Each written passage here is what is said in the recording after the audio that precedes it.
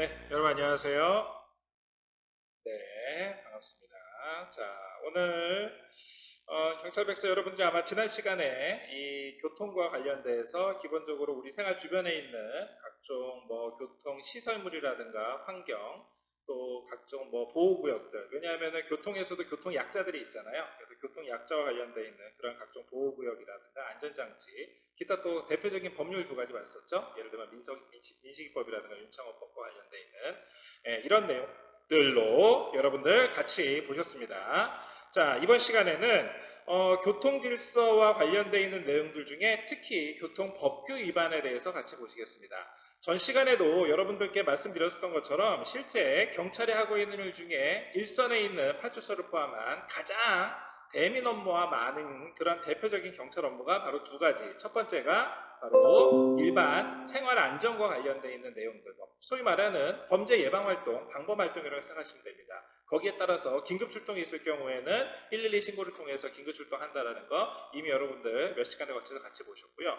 그 다음에 두 번째로 일반 시민들하고 가장 많이 대면 접점에서 만나는 게 바로 이 교통 파트. 교통 파트 중에서도 교통 질서나 지금 방금 말씀드린 것처럼 교통 법규와 관련된 것들입니다. 자, 먼저 첫 번째 오늘 같이 보실 내용들 바로 교통사고 예방과 관련돼서 주로 다양한 홍보 활동을 한다는 겁니다. 일단 기본적으로 아마 우리가 교통 파트 제일 처음에 들어가면서 얘기했겠지만 우리나라 한국 경찰이 교통에서 가장 중요시하는 거 바로 사망자를 감소시키는 겁니다. 바로 사망자를 감소시켜서 물론 매년 조금씩 줄어들고 있는 긍정적인 효과이긴 하지만 그럼에도 불구하고 교통사고 사망자를 감소시키기 위해서 다양한 홍보활동, 뭐 대표적인 게 예를 들어서 속도라든가 신호라든가 뭐 음주 단속이라든가 하여튼 다양한 형태로 해서 각종 교통사고를 예방할 수 있는 홍보용 각종 단속 활동들을 하고 있습니다. 아마 대표적인 게 방금 말씀드렸던 것처럼 바로 어떤 거? 예, 경찰이 속도와 관련돼서 즉 경찰이 각종 뭐 과속이라든가 아니면은 이 난폭운전 등등등을 해서 실제 현장에서 일어나고 있는 사건들이 거의 대부분 사전에 이 교통 운전자들만 본인이 기본적인 뭐 룰, 교통사고와 교통법규 관련되는 룰만 잘 지키면은 충분히 막을 수 있는데 그 중에 가장 대표적인 게 바로 이 속도 제한과 관련된 겁니다. 그래서 지금 현재 과속에 의한 사망사고를 최소화하기 위해서 우리 주변에 흔하게 볼 수 있는 게 바로 여러분들도 바로 직접 길 가다가 아니면 대중교통을 이용을 하다가 아니면 부모님 운전하신 차, 본인이 운전한 차를 타다가 보면은 항상 있는 요즘 거의 교차로마다 있죠. 뭐예요? 예, 바로 이동식 단속장치, 소위 말하는 CCTV입니다. 자, 그러면은 이 소위 말하는 이동식 단속 장비, 이제 이동식 카메라 또 그 외에 아예 고정식으로 되어 있는 고정식 로타리에는 이제 보통 고정식 카메라들이 있는데 이러한 카메라를 통해서 속도 위반을 단속을 하고 여기에 따라서 범칙금을 부과를 하고 또 더 나아가서 이게 범칙금 사유가 나중에 벌점 사유가 하면은 운전면허 정지까지 줄 수 있도록 이 시스템을 만들어 놓는다는 것은 기본적으로 경찰이 다양한 각종 교통사고를 줄여야 되는 정책들이 있는데 대표적인 걸로 사용을 하는 게 바로 속도 제한과 관련되어 있는 겁니다.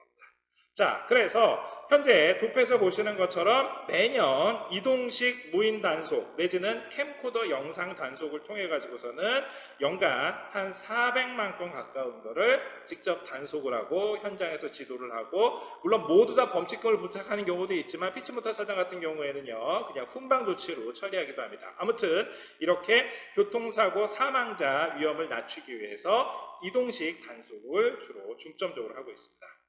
또 교통사고 사망 위험이 높은 사업용 자동차에 대해서 관련 기관들, 뭐 국토교통부라든가 아니면은 교통안전공단이라는 이 공공기관의 성격이 있습니다.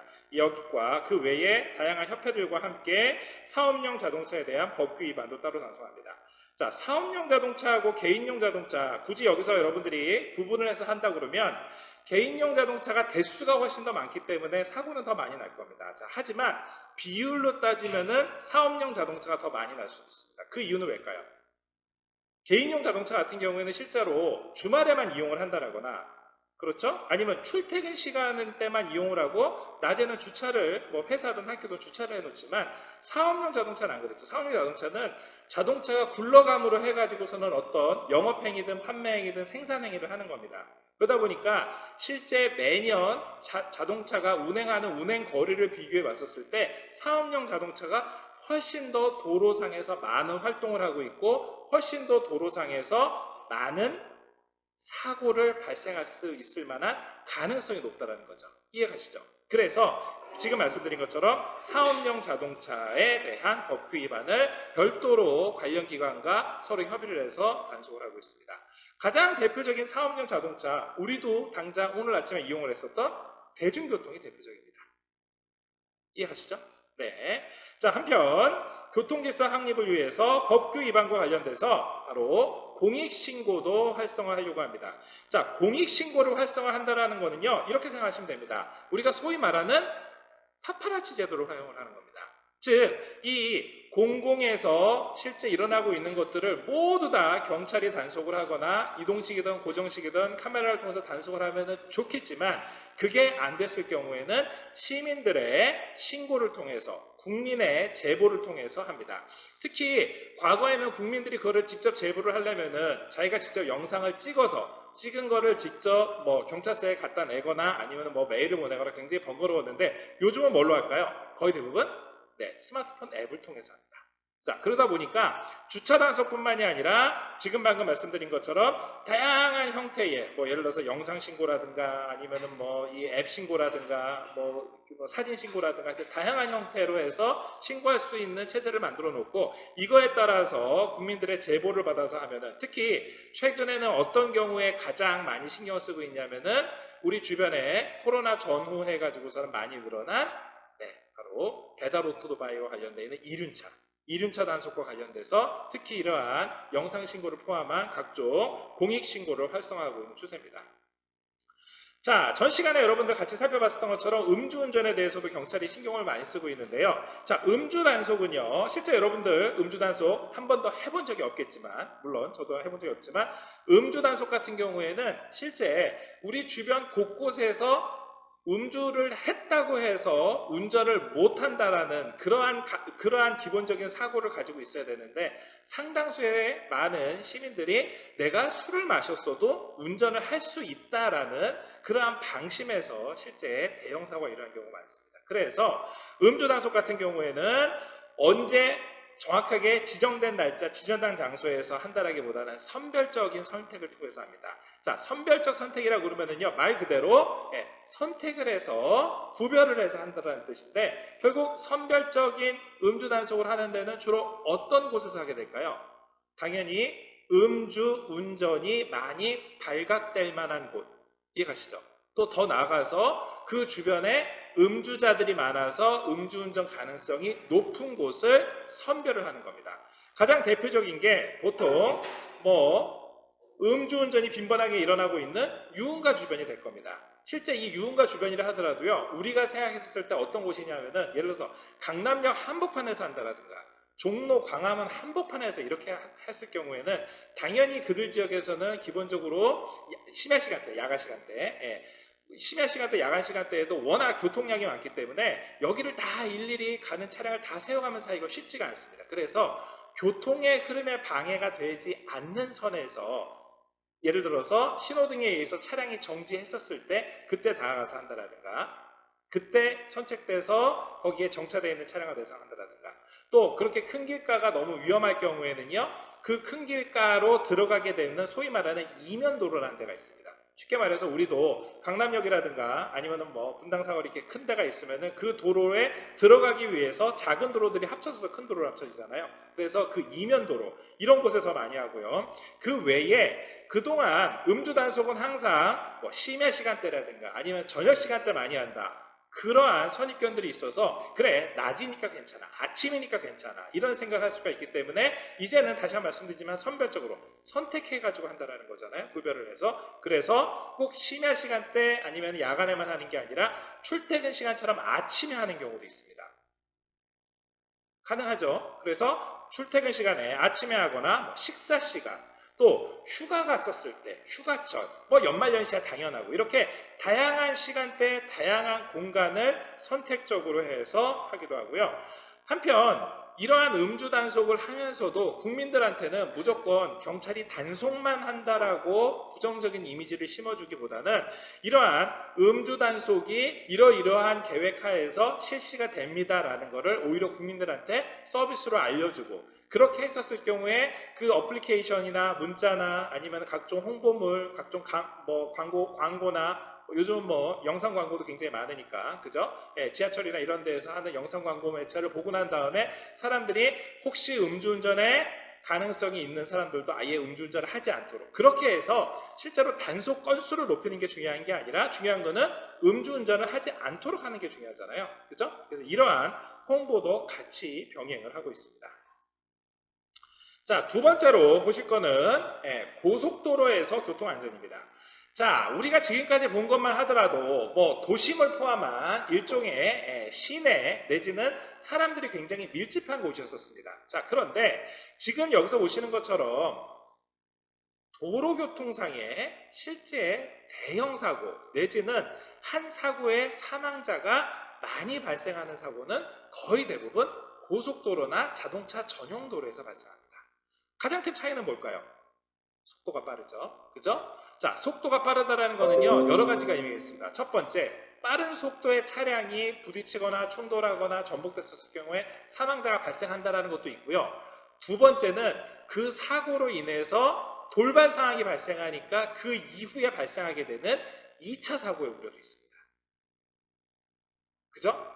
게다가 지금 여기에는 나와 있지 않지만 어떤 경우도 있냐면요, 자동차 도로, 전용 도로나 아니면은 고속도로에서 사고가 났었을 경우에 그 자리에서 응급 구조를 하기도 쉽지가 않습니다. 왜냐하면 가까운 지역에 병원이라든가 접근성이라든가 또 심야 시간대 같은 경우는 사람이 많지도 않고, 소위 말해서 강남역에서 여러분들이 운전을 하다가 앞차랑 접촉사고나 아니면은 뭐 그럴 리는 없지만 과속으로 전복사고 난다 하더라도 거기에서는 굉장히 구해줄 사람들도 많고 응급조치도 가능하고 큰 병원도 가능하고 또 2차, 3차 사고를 워낙 차량이 많기 때문에 빨리 달리지도 않기 때문에 2차 사고나 3차 사고를 걱정할 우려가 없지만, 고속도로나 자동차 전용도로, 소위 말하는 뭐 올림픽대로라든가 각종 순환도로라든가 이런 데에서는 사건이 한번 발생했다 하면은 사망자가 굉장히 많이 발생할 수가 있습니다. 자, 그래서 고속도로 교통사고의 특성상 경미한 사고도 대형 사고로 발생할 수 있을 만한 가능성이 높기 때문에 기본적으로 경찰청뿐만이 아니라 고속도로를 관리하는 별도의 조직을 뒀는데 바로 고속도로 순찰대입니다. 그래서 이 고속도로 순찰대 그 외에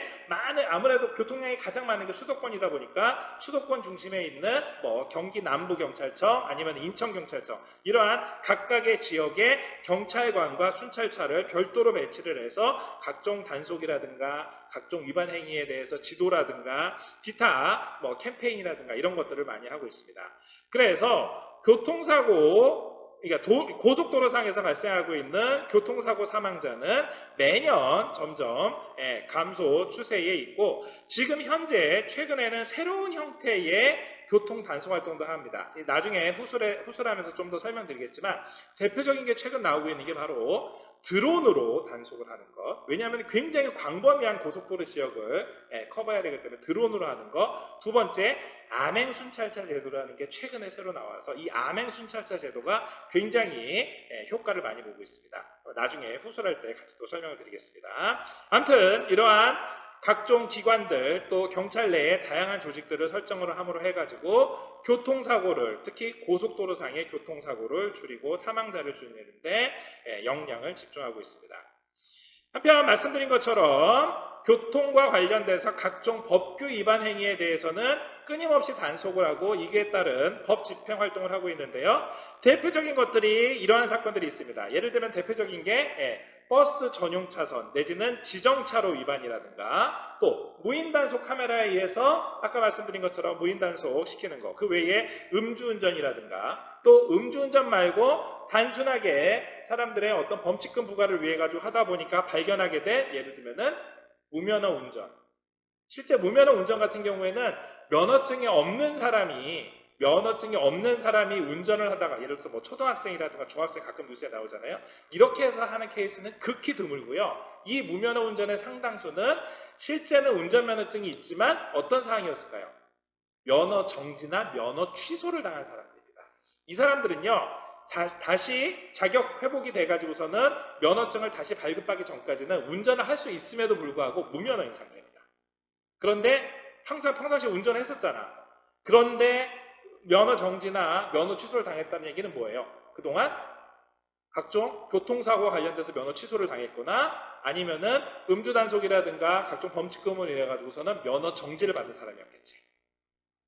아무래도 운전에 있어서 뭐 우리가 사회 일상적으로 얘기하면은 비매너로 운전하는 사람들이라든가 아니면은 운전에 있어 가지고서는 분명히 불법 행위가 잦게 발생했었던 이러한 사람들 같은 경우에 무면허를 단속한 경우가 있습니다. 자, 그 외에 최근에 가장 사회적인 이슈를 끄는 것 중에 하나가 바로 난폭 운전 또 내지는 보복 운전 케이스입니다. 이런 것 같은 경우에는 최근에 그렇죠. 앞서 우리가 봤었던 것처럼 주로 시민들의 제보에 의해서 사건이 접수가 되고 이에 따라서 단속이라든가 법 집행을 하는 경우가 많이 나옵니다. 자, 그래서 최근에 이러한 각종 사건 사고와 각종 이러한 이 교통 단속과 관련되어 있는 내용들을 살펴보면은 연간 한 100만 건 정도의 각종 범칙금이라든가 이러한 것들이 발부가 되고 이것과 관련돼서 지금 각종 교통 지도를 하고 있는 상황입니다. 그래서 실제 유형을 보시면은 무인 단속 같은 경우에는 이동식이든 아니면 고정식이든 간에 속도 위반이라든가 신호 위반 관련돼 가지고 하기도 하고요. 그 외에 지정차로 안전띠 전용 차선 갓길 통행 기타 행위들 이러한 것들에 대해서 단속을 하기도 합니다. 기타 행위들에는 뭐가 있냐면요. 예를 들면은 쓰레기 투기도 들어가고요. 다양한 형태, 또 2차 조치 위반 이런 것들 다양한 것들이 들어갑니다. 자, 한편 그 외에 각종 또 활동들 아까 말씀드린 것처럼 사업용 차량들 아무래도 개인용 차량들보다 사고 위험성이 더 높을 수 있다고 말씀드렸었죠. 그래서 화물차라든가 특수차처럼 우리가 봤을 때 소위 말하는 대형차들이 있습니다. 이 차들이 역시 교통사고가 한번 났다면 굉장히 큰 사고가 납니다. 그래서 이들 화물차나 특수차량의 집중관리를 통해서 교통사고 사망자를 줄일 수 있도록 노력하기도 하고요. 그 외에 유관기관과 서로 협력해서 아까 말씀드린 것처럼 고속도로라든가 아니면은 교통안전공단이라든가 또 기타 아까 경기 남부청 말고도 다양한 각 지자체마다 필요한 인원들을 동원을 해서 같이 협력을 해서 각종 장비를 통한 사업용 자동차 기타 다양한 교통안전 문화와 관련되어 있는 캠페인 활동을 벌이기도 합니다. 자, 그 다음 아까 말씀드린 것처럼 이 암행순찰차 드론차입니다. 자, 2019년부터 이 도로교통 현장에서 실제 경찰관하고 유관기관들과 함께 같이 한번 해본 결과 실제 그동안의 다양한 시연회라든가 세미나라든가 각종 실험을 통해 가지고 이 암행순찰차가 굉장히 효용도가 높다라는 게 증명이 됐습니다. 실제 2019년 한 해 동안 암행순찰차를 통해서 특히 난폭운전이라든가 음주나 무면허, 기타 다양한 형사범 처리나 지정차로 위반 등 다양한 형태의 단속을 실제로 이뤄냈고요. 이거는 국민들 입장에서 봤었을 때는 굳이 암행을 해서 할 필요가 있느냐라는 그런 부정적인 의견보다는 저렇게 해서라도 불법 행위를 하는 사람들을 많이 단속을 해서 교통문화가 좀 더 안전하고 쾌적하게 보내면 좋겠다라는 여론이 훨씬 더 높게 나왔기 때문에 당연히 이 암행순찰과 관련돼서는 제도를 만들어서 운영을 하고 있습니다. 특히 최근에는 이러한 차량들이 급격하게 많이 몰리는 시간대라든가 장소나 아니면은 시즌이 있습니다. 예를 들면은 우리가 평상시에는 별로 관심이 없다가 1년에 꼭 한 번씩만 관심을 가지고 있는 해넘이나 해돋이 기간. 우리 평상시에는 우리가 해 넘어가는 거 별로 관심 없잖아요. 그런데 항상 1년에 2번 12월 31일하고 1월 1일은 항상 관심이 많죠. 이때 물론 요즘은 코로나 때문에 그렇지 않습니다만 굉장히 많은 지역에서 지정된 장소로 동쪽에는 뭐 정몽제를 포함한 뭐 구룡포라든가 다양한데 서쪽 같은 경우에는요 뭐 외목마일이라든가 몇몇 이런 지역에 그래서 이런 해넘이 해돋이처럼 이게 특정한 시즌 이럴 때에 많은 차량이 몰리고 당연히 불법 폐기가 많이 있을 것 같으니까 여기에 뭘 투입한다고요? 네, 여기서 말씀드린 것처럼 암행 순찰차나 드론을 투입을 하는 겁니다. 이해가시죠? 그래서 그러한 상황을 보고 나면은 혹시 불법 운전을 하려는 의도가 있었다 하더라도 사전에 이러한 상황을 보고서는 미리 안전과 관련돼서 예방 조치를 할 수 있도록 시행을 하고 있습니다. 한편 교통안전과 관련돼서 각종 면허 체계 등도 개선을 하고 있는데요. 몇몇 가지만 한번 먼저 살펴보시겠습니다.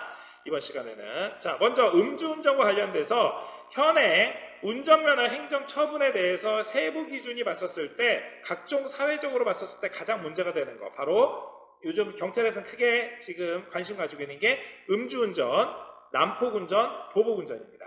그래서 이것과 관련해 가지고서는 최근에 경찰에서 운전면허 제도를 하면서도 그동안에 계속 부정적으로 단속만 했는데 단속만 하는 게 아니라 이왕이면은 긍정적인 의미로 인센티브를 줄 수 있는 게 뭐가 있는가 해서 최근에 들어온 것 중에 하나가 바로 마일리지 제도입니다. 그래서 평상시에 마일리지 등록을 해놓고 난 다음에 1년 동안 한 번도 음주운전이나 난폭운전이나 보복운전이나 이런 거에 의해서 거의 대부분의 사람들이 그렇죠? 네, 거의 대부분의 사람들이 관련해 가지고서는 한 번도 이런 범칙금 처분이라든가 이러한 각종 단속에 걸리지 않았을 경우에는 그 마일리지가 쌓여서 나중에 혹시 자기가 다른 교통 위반을 했었을 경우에 벌점 깎이는 거를 그 자리에서 바로 상쇄할 수 있는 이러한 반드시 네거티브 전략이 아니라 포지티브 전략으로 해서 운전면허 제도를 바뀌기로 했습니다.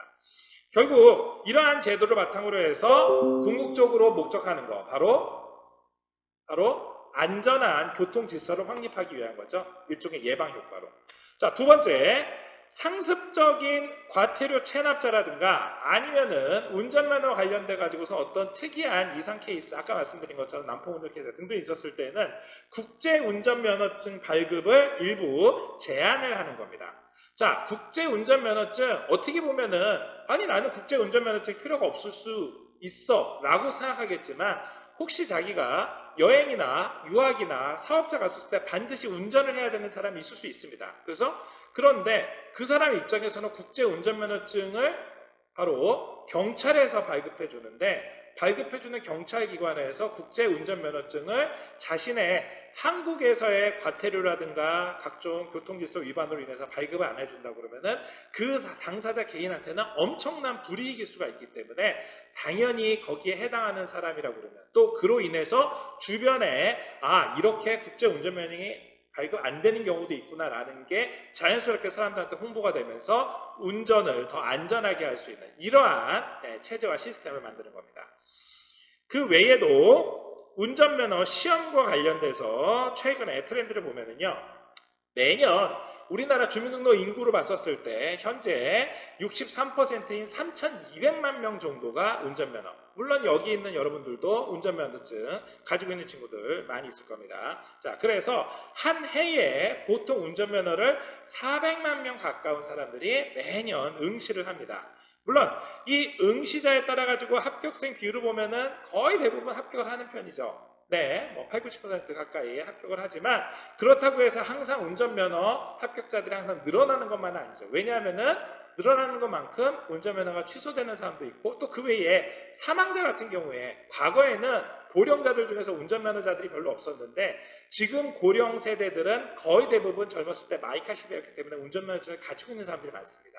그렇죠? 그렇기 때문에 이 운전면허 기본적으로 소지자 같은 경우에는 한동안 계속해서 증가하겠지만 어느 순간서부터는 점점 인원이 감소를 하겠죠. 지금 현재 인구 비례에 따라 그렇게 되어 있습니다. 아무튼 이렇게 되어 있는데 기본적으로 운전면허 시험 자체는 응시자와 합격생 현황을 봤었을 경우에 도로주행까지는 최종적으로 한 절반 정도가 합격하는 걸로 그렇게 수치가 나오고 있습니다.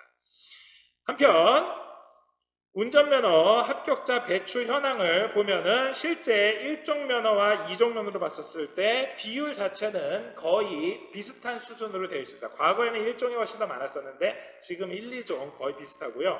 한편 최근에는 소형 면허를 취득하는 사람들도 많이 있습니다. 뭐 때문에 그럴까요? 네, 바로 실제 운전면허가 없음에도 불구하고 소형 면허가 필요한 사람들, 각종 모빌리티가 생겨서 그렇습니다. 그래서 각종 모빌리티가, 실제 모빌리티 같은 경우에는요, 저희가 운전면허증이 없었을 경우에는 등록 자체가 안 되는 경우가 있기 때문에 가장 간단하게 딸 수 있는 소형 면허 같은 경우에 최근에 좀 일부 늘어나고 있는 추세고요.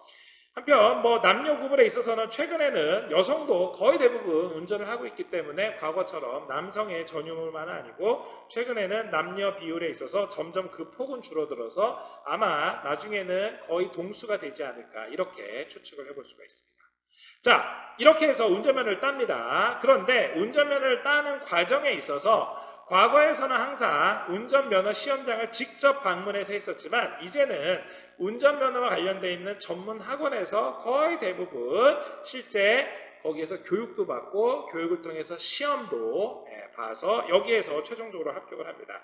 현재 각 지방청에 신청을 해서 이 해당 기관에서 실제 교육을 받고 나중에 이 도로주행 시험까지 해서 보게 되는데 전국에 약 한 3,400개 정도 되는 운전면허 전문 학원들이 있고요. 여기에서 교육도 하고 여기에 따른 기준에 의해 가지고 여러분들이 합격증도 받게 됩니다. 현재 이러한 각종 운전면허 기관들은요, 모두 다 경찰에서 관리를 하고 있습니다. 당연히 경찰에서 해당 한 3,400개나 되는 기관들을 모두 다 정기적으로 또 수시로 감사를 하고 관련되어 있는 기록물을 관리를 해서 혹시 위반 사항이 있을 경우에는 이거에 대해서 뭐 단속이라든가 뭐 지도 감독을 하기도 합니다. 현재 운전면허와 관련돼서 우리가 특이하게 봐야지 될 거는 앞서 말씀드린 것처럼 어떤 케이스? 바로 운전면허를 취득했음에도 불구하고 운전면허 정지나 취소를 당한 사람들이 있습니다. 이 사람들은요, 본인의 자격정지 기간이 끝나고 난 다음에 다시 운전면허를 신청을 하겠죠. 자, 어떤 케이스가 있을까요? 운전면허 시험을 신청을 하는데 신청할 때 보면은 운전면허장까지 자기가 차량을 몰고 가서 운전면허를 따는 사람들도 상당수가 있었습니다. 그러다 보니까 최근에는요, 운전면허 시험장 주차장에서 무면허 단속을 하는 경우도 있습니다. 이해가시죠? 실제로 그런 케이스도 많이 발견을 하고, 왜냐하면 이 사람들은 다시 한번 말씀드리죠, 운전을 할 수 있는 사람들이거든요. 운전을 할 수 있는 사람들이었기 때문에 당연히 면허증만 새로 발급을 받으면 된다라는 생각에 운전면허 시험장까지, 아니면은 지금 방금 말씀드린 것처럼 학과 시험장까지 본인이 운전을 해서 가서 하는데, 지금 이 사람 면허증 정지 내지는 취소되어 있는 상태지 않습니까? 그렇죠? 그렇기 때문에 무면허인 상태에서 이러한 단속에 걸리기도 합니다. 자, 한편 이러한 운전 전문학원 출신자나 개별 취득자 간의 교통사고율 자체를 비교를 해본 결과 전문학원에서 직접 교육을 받고 한 사람이 비율상으로 이 건수로 봤었을 때 사고율 자체가 낮게 나오고 있습니다. 이 건수 자체로 봤었을 때는 당연히 전문학원을 통해서 딴 사람이 많기 때문에 더 많겠죠. 하지만 중요한 거는 모두 딴 사람들 중에서 교통사고가 발생한 이 건수로 비교해 봤었을 때는 혁혁하게 이 전문학원에서 체계적인 교육을 받고 6개월 동안의 이 과정을 통해서 딴 사람이 훨씬 더 사고율이 낮다는 점도 한번 확인해 주시기 바랍니다. 자, 마지막으로 운전면허 취득자의 행정처분을 봤었을 때 그동안 각종 위반 행위로 인해서 교통전산망에서 일정 기간 동안에 점수가 누적이 돼서 정지 내지는 취소 처분을 하는 사람이 1년에 말씀드린 것처럼 약 면허 정지 54,000, 면허 취소 22만 명, 기타 약 27만 9천여 명 정도가 면허와 관련돼서 행정처분을 받기도 합니다. 이 기준은요, 면허 정지는요, 벌점 40점이고요, 취소는 1년간 121점입니다. 네, 오늘 먼저 운전과 관련돼 가지고 어떻게 주로 단속 활동을 하는지와 운전면허에 대해서 같이 살펴보셨고요. 다음 시간에 이어서 이 교통질서 확립을 위해서 기타 어떻게 조금 더 노력을 하는지, 또 최근에는 경찰에서 이러한 단속행위 말고 이 단속행위 같은 경우에는 과거 내지는 현재에 있는 예, 이 팩트를 중심으로 하지만 이제 앞으로 교통 환경이 어떻게 변하는지도 경찰은 당연히 관심 있겠죠. 어떤 거? 예를 들면은 자율주행 자동차 관련돼서 어떻게 경찰들이 준비하고 있는지 이런 것도 같이 한번 살펴보시겠습니다. 자, 오늘 수업 이걸로 마치겠습니다. 수고하셨습니다.